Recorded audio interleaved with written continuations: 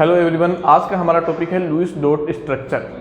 तो आज हम कैसे देखेंगे कि कैसे हम लुईस डॉट स्ट्रक्चर बनाएंगे, जैसे NH4+, H3O+, NO2-1, SO4-2, CO3-2 carbonate ion की स्ट्रक्चर हम कैसे बनाएंगे। तो स्ट्रक्चर बनाने के लिए हम कुछ पॉइंट डिस्कस करेंगे, जैसे उनको हमें ध्यान में रखना है। जैसे पहला, जब भी हम कोई स्ट्रक्चर बनाएंगे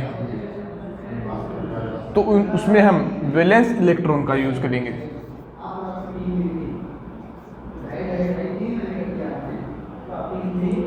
वैलेंस इलेक्ट्रॉन या outer most electron.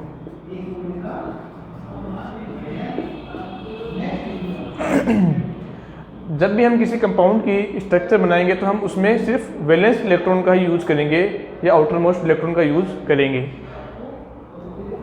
And second thing,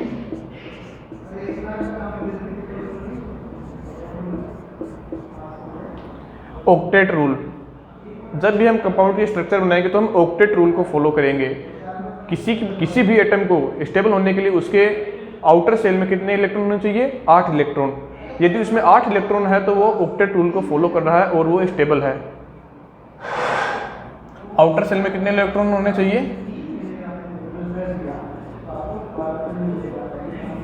कितने? 8 इलेक्ट्रॉन। यदि उसमें 8 इलेक्ट्रॉन है तो वो कंपाउंड स्टेबल है। और उसके बाद हम देखेंगे central atom. Central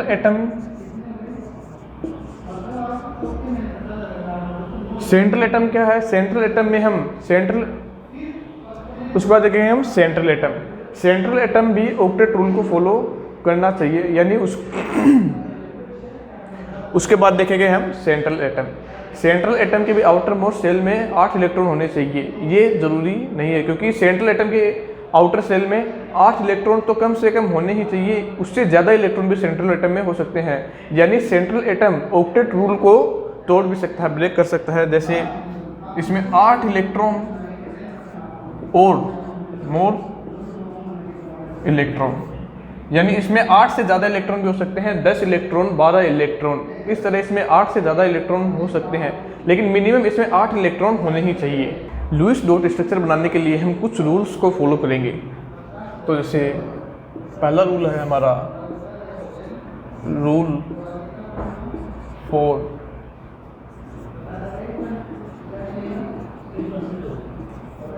selecting central atom. Central atom या CA। तो हम सेंट्रल एटम को कैसे सेलेक्ट करेंगे? इसके लिए हम सबसे पहले देखेंगे कि जो एटम सेंट्रल एटम हो सकता है वो लीस्ट नंबर में होना चाहिए, यानी कंपाउंड में वह एटम सबसे कम नंबर में हो। उसके बाद यदि हम लीस्ट नंबर उससे हमें पता नहीं चल पा रहा तो हम इलेक्ट्रोनेगेटिविटी देखेंगे। इलेक्ट्रोनेगेटिविटी लीस्ट होनी चाहिए। एटम की इलेक्ट्रोनेगेटिविटी लीस्ट यानी कम होनी चाहिए। उसके बाद देखेंगे साइज, लार्जेस्ट साइज हो उसकी। एटम की साइज अन्य एटम्स की तुलना में लार्जेस्ट हो तो वो सेंट्रल एटम हो सकता है। और उसके बाद हम देखेंगे atomic number. Atomic number highest होना चाहिए। सेंट्रल एटम को सेलेक्ट करने के लिए सबसे पहले हम उसकी देखेंगे कि वो लीस्ट नंबर में होना चाहिए, वो सेंट्रल एटम होगा। उसके बाद हम देखेंगे उसकी इलेक्ट्रोनेगेटिविटी, उसकी इलेक्ट्रोनेगेटिविटी कम होनी चाहिए। उसके बाद हम देखेंगे साइज, उसकी साइज अन्य एटम्स की तुलना में बड़ी होनी चाहिए। या उसके बाद हम देखेंगे एटॉमिक नंबर हाईएस्ट होना चाहिए उसका, अन्य एटम्स की तुलना में उसके एटॉमिक नंबर हाईएस्ट होने चाहिए। Hydrogen and fluorine, hydrogen and fluorine कभी भी सेंट्रल एटम नहीं हो सकते। Hydrogen and fluorine can never be central atom. तो सेंट्रल एटम हमारे पास क्या क्या हो सकते हैं? जैसे oxygen, sulphur, nitrogen, phosphorus, carbon, silicon, chlorine, हमारे पास ये सेंट्रल एटम हो सकते हैं। सेकेंड रूल है हमारा सेंट्रल एटम कैन हैव 8 और मोर इलेक्ट्रॉन। सेकेंड रूल है हमारे पास सेंट्रल एटम का लिए कि सेंट्रल एटम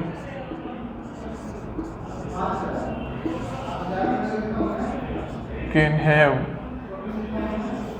8 और मोर इलेक्ट्रॉन, यानी सेंट्रल एटम के पास 8 इलेक्ट्रॉन या उससे अधिक इलेक्ट्रॉन होने चाहिए। लुईस डॉट स्ट्रक्चर के लिए सेंट्रल एटम ऑक्टेट रूल को तोड़ भी सकता है, यानी उसके पास 8 इलेक्ट्रॉन से भी ज़्यादा हो सकते हैं। मिनिमम 8 इलेक्ट्रॉन होने ही चाहिए, लेकिन 8 इलेक्ट्रॉन से ज़्यादा भी हो सकते हैं। थर्ड रूल है हमारे पास, central atom tries to remain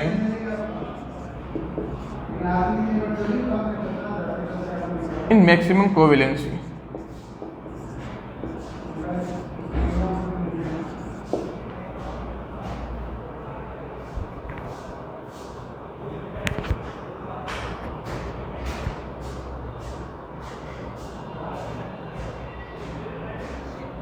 central atom tries to remain in maximum covalency.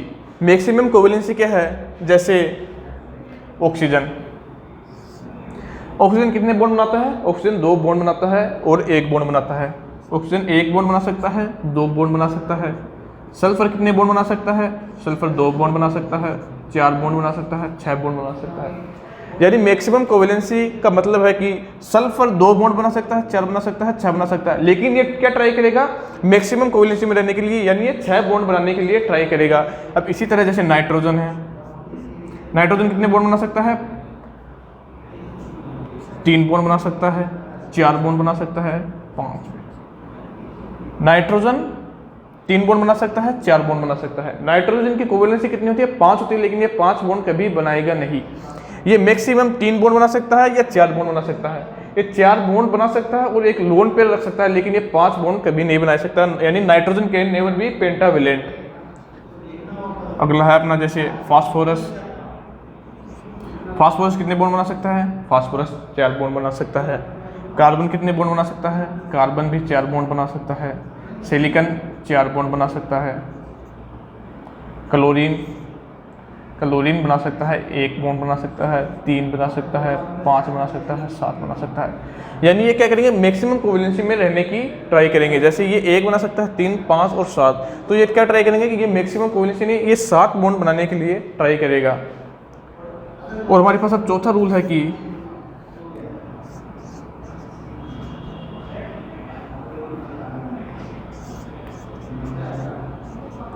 Octet of corner atom must be completed. यानी कॉर्नर एटम का ऑक्टेट कंप्लीट होना चाहिए। नाइट्रोजन 3 बॉन्ड बना सकता है, 4 बॉन्ड बना सकता है, लेकिन ये 5 बॉन्ड कभी भी नहीं बनाएगा। अब फास्फोरस देखेंगे, फास्फोरस कितने बॉन्ड बना सकता है? फास्फोरस 3 बॉन्ड बना सकता है और 5 बॉन्ड बना सकता है। फास्फोरस 3 बॉन्ड बना सकता है और 5, यानी ये मैक्सिमम कोवेलेंसी कितनी होगी इसकी? 5। ये 5 बॉन्ड में ट्राई करेगा कि ये 5 बॉन्ड बनाए, लेकिन ये 3 भी बना सकता है। एंड नेक्स्ट रूल है हमारे पास, fourth rule, octet of corner atom must be completed. यानी कॉर्नर एटम, सेंट्रल एटम से जो भी जुड़ा हुआ होगा एटम, कॉर्नर एटम, उसका ऑक्टेट कंप्लीट होना चाहिए। उसके वैलेंस शेल में 8 इलेक्ट्रॉन होने चाहिए। नेक्स्ट रूल हमारे पास है, यदि कंपाउंड पे पॉजिटिव चार्ज हो, नेगेटिव चार्ज हो, तो वो कहाँ पे होगा? इसलिए देखेंगे कि हम, if positive charge is there,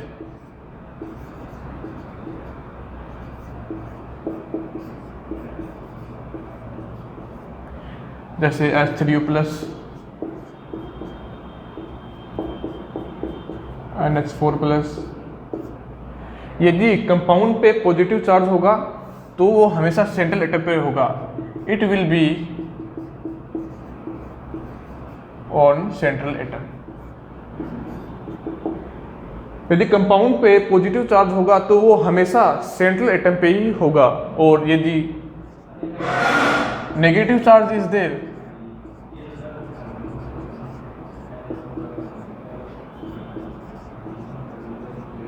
जैसे कार्बोनेट आयन SO4-2,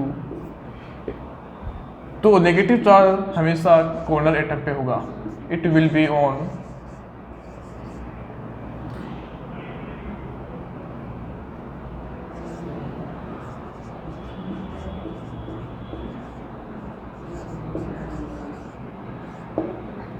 यदि कंपाउंड पे नेगेटिव चार्ज होगा तो वो हमेशा कॉर्नर एटम पे होगा।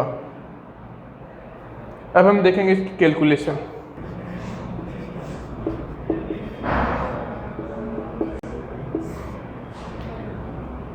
तो सबसे पहले इसमें कैलकुलेट करने के लिए हम Q कैलकुलेट करेंगे।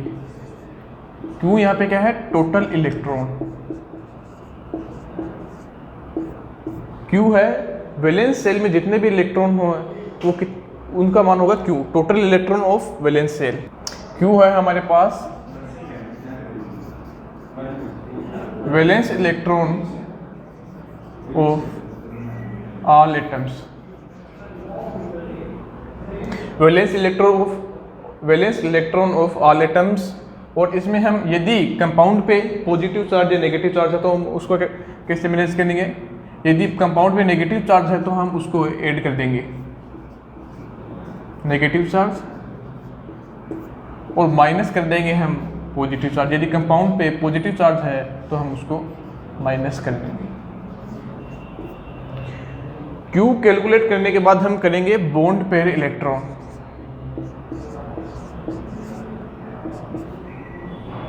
बॉन्ड पेयर इलेक्ट्रॉन को हम कैसे कैलकुलेट करेंगे? बॉन्ड पेयर इलेक्ट्रॉन को कैलकुलेट करने के लिए हम कंपाउंड में जितने भी बॉन्ड होंगे, नंबर ऑफ बॉन्ड्स इनटू 2, जितने भी कंपाउंड में जितने भी नंबर ऑफ बॉन्ड्स होंगे हम उनको 2 से मल्टीप्लाई कर देंगे। इसके बाद देखेंगे हम loan pair electron. Lone pair electron calculate करने के लिए हम Q minus bond pair electron. यदि हम टोटल इलेक्ट्रॉन यानी Q की वैल्यू को, यदि हम Q में से बॉन्ड पेयर इलेक्ट्रॉन को माइनस कर देंगे तो हमारे पास क्या आ जाएगा? Loan pair electron. और इन लोन पेयर इलेक्ट्रॉन का यूज हम क्या करेंगे? या तो ये लोन पेयर के रूप में यूज में आएंगे या फिर डबल बॉन्ड या ट्रिपल बॉन्ड। पहले तो हम इनका यूज करेंगे लोन पेयर के रूप में, उसके बाद यदि कंपाउंड की ऑक्टेट कंप्लीट ना हो तो हम उसका यूज करेंगे किसमें? डबल बॉन्ड बनाने में या ट्रिपल बॉन्ड बनाने में। अब हमें कुछ एग्जांपल देखेंगे जिससे हमें ये क्लियर हो जाएगा। तो सिंपल से तो हम कुछ अब हम कुछ एग्जांपल से इसे समझेंगे। जैसे हमारा पहला एग्जांपल है O2। O2 के लिए हम सबसे पहले क्या कैलकुलेट करेंगे? Q कैलकुलेट करेंगे। तो Q की वैल्यू कैलकुलेट कैसे करेंगे? इसमें टोटल वैलेंस इलेक्ट्रॉन कितने हैं? एक ऑक्सीजन में कितने इलेक्ट्रॉन होते हैं वैलेंस, और अपने पास 2 ऑक्सीजन तो हम इसको 2 से मल्टीप्लाई कर देंगे, 2 × 6। और इसके पास इसके ऊपर ना कोई पॉजिटिव चार्ज है ना नेगेटिव चार्ज है, तो हमारे पास Q की वैल्यू कितनी आ गई? 12 है। उसके बाद हम कैलकुलेट करेंगे bond pair electron. Bond pair electron को हम कैसे कैलकुलेट करेंगे? जैसे अपने पास ऑक्सीजन है तो हम मान लीजिए एक ऑक्सीजन हमारे पास ये सेंट्रल एटम हो गया, इससे ये दूसरा ऑक्सीजन कनेक्ट है, तो हम इसको एक बॉन्ड सिंगल बॉन्ड से जोड़ देंगे। तो अपने पास कितना बॉन्ड कितने हैं? एक बॉन्ड है और इनटू 2, तो हमारे पास कितने हो गए bond pair electron? 2 bond pair electron हो गए। अब इसके बाद हम लोन पेयर इलेक्ट्रॉन कैलकुलेट करेंगे। लोन पेयर इलेक्ट्रॉन कितने हैं? Q minus bond pair electron. तो ये कितने हो गए? 12 माइनस 2 इक्वल टू 10। तो हमारे पास एक लोन पेयर इलेक्ट्रॉन कितने आ गए? 10 लोन पेयर इलेक्ट्रॉन आ गए। तो हम इनका क्या यूज करेंगे? लोन पेयर के रूप में। उसके बाद हम इनका यूज करेंगे डबल बॉन्ड या ट्रिपल बॉन्ड बनाने में। तो हमारे पास 10 इलेक्ट्रॉन, हम इनका ऑक्टेट कंप्लीट करेंगे। इसके पास पहले से कितने इलेक्ट्रॉन हैं? 2 इलेक्ट्रॉन इस ऑक्सीजन के पास। तो इसका 4 5 7 8, इस ऑक्सीजन का ऑक्टेट कंप्लीट हो गया। और कितने इलेक्ट्रॉन यूज में आ गए? 6 इलेक्ट्रॉन। हमारे पास कितने बचे? 4 इलेक्ट्रॉन और हैं। लेकिन इस ऑक्सीजन का ऑक्टेट कंप्लीट नहीं हुआ। इसके पास कितने इलेक्ट्रॉन हो गए? 1 2 3 4 5 6। 6 इलेक्ट्रॉन हो गए, इसका ऑक्टेट कंप्लीट नहीं हुआ, तो हम क्या करेंगे, लोन पेयर के रूप में इसके कंप्लीट नहीं हो तो हम इनका यूज किस में के लिए करेंगे, डबल बॉन्ड या ट्रिपल बॉन्ड, बॉन्ड्स बनाने के लिए हम इनका लोन पेयर का यूज करेंगे। तो हम एक ये लोन पेयर बॉन्ड बना लेंगे। तो अभी इसके भी ऑक्सीजन के कितने हो गए, 2 4 6 8, इसका भी कंप्लीट है ऑक्टेट, 2 4 6 8। अब दोनों ऑक्सीजन के ऑक्टेट कंप्लीट हो गए। इस तरह यही है इसकी लुईस डॉट। अभी नेक्स्ट एग्जांपल है NH4+। तो सबसे पहले हम इसके लिए Q को कैलकुलेट करेंगे, उसके बाद बॉन्ड पेयर इलेक्ट्रॉन कैलकुलेट करेंगे, उसके बाद लोन पेयर इलेक्ट्रॉन। तो Q की वैल्यू इसके लिए नाइट्रोजन के लिए है इलेक्ट्रॉन कॉन्फ़िगरेशन 2 5, तो इसके वैलेंस शेल में कितने इलेक्ट्रॉन है, 5 इलेक्ट्रॉन। हाइड्रोजन के वैलेंस शेल में कितने इलेक्ट्रॉन है, 1 इलेक्ट्रॉन, और 4 हाइड्रोजन है तो इंटू 4। इसके ऊपर पॉजिटिव चार्ज भी है, तो पॉजिटिव चार्ज को हम क्या करेंगे, माइनस करेंगे, -1 positive charge is equal to ये क्या हो गया, 5 + 4 9 -1 8। Q की वैल्यू आ गई 8। अब हम करेंगे bond pair electron. Bond pair electron कैसे कैलकुलेट करेंगे, जैसे सेंट्रल एटम अपने पास हो गया नाइट्रोजन, तो इससे हम चारों हाइड्रोजन को सिंगल बॉन्ड से जोड़ देंगे। तो कितने बॉन्ड हो गए, 1 2 3 4, अपने पास 4 बॉन्ड हो गए और इसको मल्टीप्लाई कर देंगे 2 से, तो हमारे पास कितने आ गए bond pair electron, 8 bond pair electron आ गए। अब हम करेंगे lone pair electron. Lone pair electron Q minus bond pair electron तो इज इक्वल टू 0, यानी इसके पास कोई भी लोन पेयर इलेक्ट्रॉन नहीं है। हमारे पास इसके पास पॉजिटिव चार्ज है, तो पॉजिटिव चार्ज किस पे रहेगा, हमेशा पॉजिटिव चार्ज हमेशा रहेगा सेंट्रल एटम पे, और नेगेटिव चार्ज हमेशा रहेगा कॉर्नर एटम पे। तो नाइट्रोजन पे आ जाएगा पॉजिटिव चार्ज। अब हम देख सकते हैं इसका ऑक्टेट कंप्लीट है या नहीं। जैसे हाइड्रोजन क्या है, हाइड्रोजन एक डुप्लेट है, एटम है, यानी इसके आउटर सेल में यदि 2 इलेक्ट्रॉन है तो ये स्टेबल है। तो इसके इलेक्ट्रॉन 2 इलेक्ट्रॉन है इस हाइड्रोजन के पास, इस हाइड्रोजन के पास भी 2 इलेक्ट्रॉन, इस हाइड्रोजन के पास भी 2 इलेक्ट्रॉन, और इस हाइड्रोजन के पास भी, यानी इनका डुप्लेट कंप्लीट है और ये स्टेबल है। अब नाइट्रोजन देखते हैं सेंट्रल एटम, 1 2 3 4 5 6 7 8, इसका नाइट्रोजन का भी ऑक्टेट कंप्लीट है। अब हम नेक्स्ट एग्जांपल देखेंगे।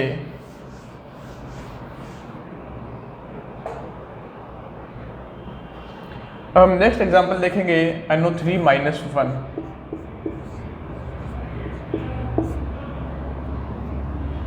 सबसे पहले हम इसके लिए Q कैलकुलेट करेंगे। नाइट्रोजन के वैलेंस शेल में 5 इलेक्ट्रॉन, ऑक्सीजन के वैलेंस शेल में कितने इलेक्ट्रॉन होंगे, 6 इलेक्ट्रॉन, और हमारे पास कितने ऑक्सीजन है, 3, तो इंटू 3। नेगेटिव चार्ज भी है कंपाउंड पे, तो नेगेटिव चार्ज को हम क्या करेंगे, ऐड कर देंगे इसके अंदर, -1 तो ऐड कर देंगे, तो ये कितने आ जाएगा, 18 + 5 + 1 24। Q की वैल्यू कितनी आ गई, हमारे पास 24 आ गई। अब हम करेंगे इसमें bond pair electron. Bond pair electron कैसे कैलकुलेट करेंगे, जैसे हमारे पास ये इसमें है, ये नाइट्रोजन है सेंट्रल एटम, तो ऑक्सीजन को सिंगल बॉन्ड से हम जोड़ देंगे। तो 1 2 3 कितने बॉन्ड हो गए, 3 बॉन्ड हो गए, और हम 2 से इसको मल्टीप्लाई करेंगे तो हमारे पास बॉन्ड पेयर इलेक्ट्रॉन कितने हो गए, 6 बॉन्ड पेयर इलेक्ट्रॉन हो गए। अब हम करेंगे lone pair electron. Lone pair electron is equal to Q minus bond pair electron.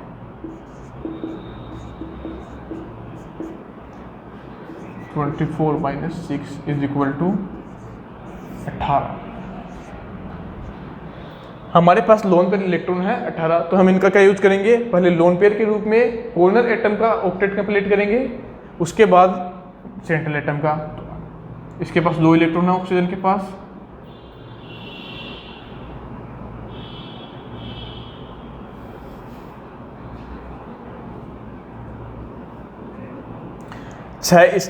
छह इलेक्ट्रॉन इस ऑक्सीजन के लिए, 6 इलेक्ट्रॉन इस ऑक्सीजन के लिए, 6 इलेक्ट्रॉन इस ऑक्सीजन के लिए आ गए, और इन तीनों कॉर्नर एटम का ऑक्टेट कंप्लीट हो गया। हमारे पास ये सभी लोन पेयर इलेक्ट्रॉन किस यूज में आ गए, इन कॉर्नर एटम के ऑक्टेट कंप्लीट करने के लिए। अब हम सेंट्रल एटम का देखेंगे। सेंट्रल एटम के पास है 2 इसके पास, 2 ये, तो टोटल इलेक्ट्रॉन हो गए 6 इलेक्ट्रॉन, लेकिन इसका ऑक्टेट कंप्लीट नहीं है। तो अब हम क्या करेंगे, इन लोन पेयर इलेक्ट्रॉन का यूज़ किस में करेंगे, डबल बॉन्ड या ट्रिपल बॉन्ड के लिए। पहले तो हम इनका यूज़ करेंगे लोन पेयर बनाने के लिए, उसके बाद हम डबल बॉन्ड या ट्रिपल बॉन्ड के। तो हम क्या करेंगे, ये लोन पेयर के इलेक्ट्रॉन हैं, इनको हम इसका हम बॉन्ड बना देंगे। तो हम अब नाइट्रोजन के पास देखेंगे 2 4 6 8, यानी नाइट्रोजन का ऑक्टेट भी कंप्लीट है। अब हम इस पर -1 चार्ज है, तो ये -1 चार्ज कहाँ पे आएगा, इसके लिए हम देखेंगे -1 चार्ज हमेशा कॉर्नर एटम पे आएगा। इस ऑक्सीजन के पास आएगा, इस ऑक्सीजन के पास आएगा, या इस ऑक्सीजन के पास आएगा। तो ये देखने के लिए हम किसका देखेंगे, फॉर्मल आवेश यानी फॉर्मल चार्ज। फॉर्मल चार्ज हम कैसे कैलकुलेट करेंगे, फॉर्मल चार्ज कैलकुलेट करेंगे वैलेंस इलेक्ट्रॉन, एटम के पास वैलेंस इलेक्ट्रॉन है, माइनस कर देंगे हम इसमें से loan pair electron minus bond pair electron upon 2। इस तरह हम फॉर्मल चार्ज कैसे कैलकुलेट करेंगे, एटम के पास जितने वैलेंस इलेक्ट्रॉन हैं उससे माइनस कर देंगे लोन पेयर इलेक्ट्रॉन और उससे माइनस कर देंगे बॉन्ड पेयर इलेक्ट्रॉन अपॉन 2। तो जैसे अपने पास ये एटम है, ये 1 नंबर, 2nd और 3rd और ये 4th।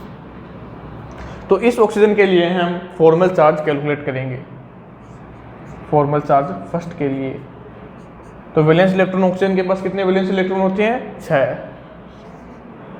लोन पेयर कितने हैं इसके पास, lone pair electron 1 2 3 4, minus bond pair electron इसके पास कितने हैं, 1 2 3 4 बॉन्ड पेयर इलेक्ट्रॉन है इसके पास, 4/2 इज इक्वल टू 6 - 4 2, ये आ गया 0। यानी इस पे कोई चार्ज, इस ऑक्सीजन पे कोई चार्ज नहीं आएगा। अब हमारे पास है सेकंड ऑक्सीजन, ये ऑक्सीजन और ये ऑक्सीजन, सेकंड और थर्ड ऑक्सीजन दोनों सेम है, तो हम दोनों के लिए एक साथ ही कैलकुलेट करेंगे। सेकंड एंड थर्ड के लिए फॉर्मल चार्ज इक्वल टू, इसके वैलेंस इलेक्ट्रॉन कितने हैं, 6 इसके पास। अब इसके पास लोन पेयर इलेक्ट्रॉन कितने हैं, 1 2 3 4 5 6, इसके पास वैलेंस इलेक्ट्रॉन है 6। बॉन्ड पेयर इलेक्ट्रॉन इसके पास कितने हैं, 2 बॉन्ड पेयर इलेक्ट्रॉन से 1 और 2 अपॉन 2 इज इक्वल टू 6 0 -1। यानी इस ऑक्सीजन पे आएगा -1 चार्ज और इस ऑक्सीजन पे भी -1 चार्ज आएगा। अब हम नाइट्रोजन के लिए कैलकुलेट करेंगे, 4th नाइट्रोजन के लिए फॉर्मल चार्ज। नाइट्रोजन के वैलेंस शेल में कितने इलेक्ट्रॉन होते हैं, 5 इलेक्ट्रॉन होते हैं। लोन पेयर इलेक्ट्रॉन, इसके पास कोई लोन पेयर इलेक्ट्रॉन नहीं है, यानी 0। बॉन्ड पेयर इलेक्ट्रॉन 2 इलेक्ट्रॉन, ये 2 ये और 2 2 4 इलेक्ट्रॉन, यानी टोटल इसके पास कितने हो गए, 8 इलेक्ट्रॉन हो गए बॉन्ड पेयर के, अपॉन 2 इज इक्वल टू 5 - 4 +1। यानी इस नाइट्रोजन पे आएगा +1 चार्ज। लेकिन टोटल कंपाउंड में कितना है, ऊपर कंपाउंड पे -1 चार्ज है, तो ये +1 और -1 तो न्यूट्रल हो जाएगा और इस ऑक्सीजन का ये -1 रहेगा, यानी टोटल इस पे कितना चार्ज रहेगा, -1। यानी किस एटम पे कौन सा चार्ज आएगा, ये हम कैलकुलेट करेंगे फॉर्मल चार्ज से, SO4 -2।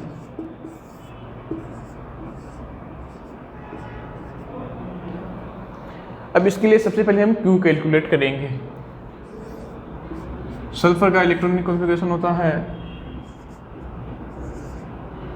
286, यानी इसके वैलेंस शेल में कितने इलेक्ट्रॉन हो गए, 6 इलेक्ट्रॉन, प्लस ऑक्सीजन के वैलेंस शेल में 6 इलेक्ट्रॉन और 4 ऑक्सीजन, तो इंटू 4 चार्ज इस पे है नेगेटिव, तो +2 इज इक्वल टू 24 30 32।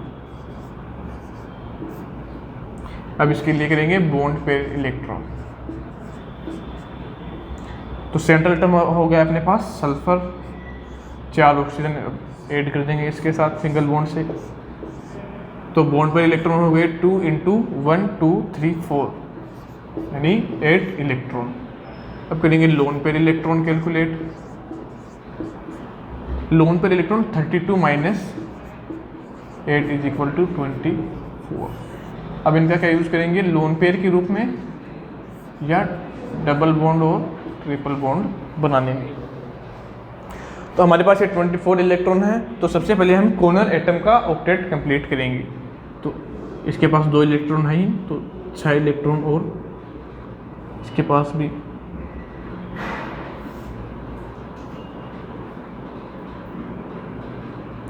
6, 12, 18 हमारे पास 6 इलेक्ट्रॉन रह गए। तो इस ऑक्सीजन का भी ऑक्टेट कंप्लीट हो गया। यानी हमारे पास जितने भी लोन पेयर इलेक्ट्रॉन थे 24, ये सारे अपने कॉर्नर एटम के ऑक्टेट कंप्लीट करने में काम में आ गए। लेकिन सल्फर का देखेंगे, सल्फर का ऑक्टेट भी सेंट्रल एटम का 2, 2, 3, 4, 5, 6, 7, 8, यानी सल्फर का ऑक्टेट भी कंप्लीट है। और सल्फर कितने बॉन्ड बनाता है? 2 बॉन्ड, 4 बॉन्ड, 6 बॉन्ड। और ये क्या ट्राई करे, किस ये करेगा कि ये मैक्सिमम कोवेलेंसी शो करना चाहेगा। तो ये क्या करेगा, ये मैक्सिमम कोवेलेंसी, ये 2 लोन पेयर इलेक्ट्रॉन यहाँ पे बॉन्ड बना लेंगे और ये लोन पेयर इलेक्ट्रॉन भी यहाँ पे बॉन्ड बना लेंगे। तो अब इसके कितने हो गए? 6 बॉन्ड बना सकता है और इसके 6 बॉन्ड हो गए। अपने पास -2 चार्ज है। तो -2 चार्ज अपने कैसे फॉर्मल चार्ज से कैलकुलेट करेंगे? तो ये फर्स्ट हो गया, सेकंड, थर्ड। तो हम फॉर्मल चार्ज इसके कैलकुलेट करेंगे। तो फर्स्ट, सेकंड और ये हो गया हमारा 5th। स्ट्रक्चर जैसे हमने पहले हमारी स्ट्रक्चर बनी थी, ये बनी थी ऑक्सीजन, ऑक्सीजन, ऑक्सीजन और इसके पास ये स्ट्रक्चर ये भी सही है हमारी। इसके पास सही लोन पेयर इलेक्ट्रॉन हो गए, इनके पास भी। और हमारा इसके ऊपर चार्ज भी कितना रहेगा? टोटल चार्ज कितना रहेगा? -2। लेकिन ये स्टेबल, इस स्ट्रक्चर से ज़्यादा स्टेबल ये स्ट्रक्चर है। क्यों? क्योंकि इसमें आवेश, इसमें चार्ज ज़्यादा रहेगा। हर ऑक्सीजन पे चार्ज रहेगा -1, -1, -1। लेकिन ये स्ट्रक्चर इस स्ट्रक्चर से ज़्यादा स्टेबल है, क्योंकि इसके ऊपर चार्ज है और इसने बॉन्ड बना रखे हैं। यानी जो स्ट्रक्चर बॉन्ड बनाएगी, वो जिसमें जितने ज़्यादा बॉन्ड होंगे वो स्ट्रक्चर उतनी ज़्यादा स्टेबल होगी, और जितने ज़्यादा उस पर चार्ज होगा उसकी स्टेबिलिटी उतनी ही कम होगी। तो ये ज़्यादा फेवरेबल है हमारे पास, ये स्ट्रक्चर ज़्यादा इसके लिए स्टेबल स्ट्रक्चर है, इसलिए ये स्ट्रक्चर हमारे लिए सही रहेगी। स्ट्रक्चर दोनों सही है, लेकिन स्टेबल कौन सी है ज़्यादा? ये स्ट्रक्चर ज़्यादा स्टेबल है, क्योंकि इसके जितने ज़्यादा बॉन्ड होंगे वह उतनी ज़्यादा स्टेबल होगी, और जितना स्ट्रक्चर में ज़्यादा चार्ज होगा वो उतनी ज़्यादा अनस्टेबल होगी। तो हम इसके लिए फॉर्मल चार्ज कैलकुलेट करेंगे। फर्स्ट और थर्ड हमारे लिए सेम है, तो फर्स्ट एंड सेकंड, थर्ड का हम एक साथ करेंगे कैलकुलेट। तो वैलेंस शेल हो गए 6 इलेक्ट्रॉन ऑक्सीजन के पास, और इसके पास लोन पेयर इलेक्ट्रॉन कितने हो गए? 1, 2, 3, 4, 5, 6 loan pair electron, minus bond pair electron कितने हो गए? 1। तो इसके पास 1 और 2 बॉन्ड पेयर इलेक्ट्रॉन, यानी -1।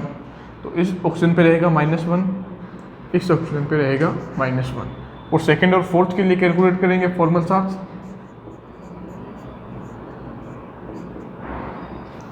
तो वैलेंस शेल में कितने इलेक्ट्रॉन हो गए? 6 इलेक्ट्रॉन।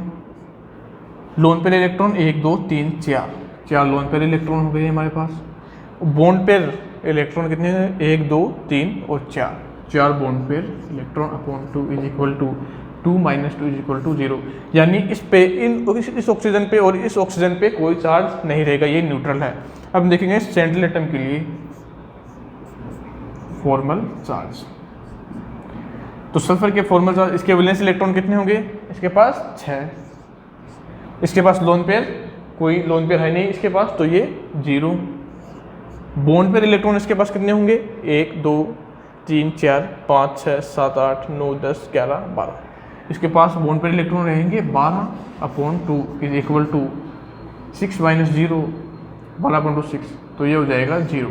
यानी इसके ऊपर भी, इस सल्फर के ऊपर भी कोई चार्ज नहीं रहेगा, ये भी न्यूट्रल रहेगा। तो अपने पास कंपाउंड में टोटल चार्ज कितना हो गया? -1 यानी -2 चार्ज अपने पास टोटल माइनस चार्ज हो गए, और ये स्ट्रक्चर अपनी स्टेबल स्ट्रक्चर है। इस तरह हम अन्य स्ट्रक्चर भी बना सकते हैं, जैसे PO4 - 3, CO3 - 2, NO2 -1। इस तरह हम लुईस डॉट स्ट्रक्चर, इस तरह अन्य स्ट्रक्चर भी बना सकते हैं, जिससे हमें ये लुईस डॉट स्ट्रक्चर ये कंपाउंड की ज्योमेट्री नहीं बताता, ये बताता सिर्फ उसकी स्ट्रक्चर, यानी किस बॉन्ड से ये सिंगल बॉन्ड से जुड़ेगा, कहाँ पे ये डबल बॉन्ड से जुड़ेगा, ये इसकी ज्योमेट्री नहीं बताता है। ये सिर्फ लुईस डॉट स्ट्रक्चर इसकी संरचना बताता है, structure. Thank you, have a nice day.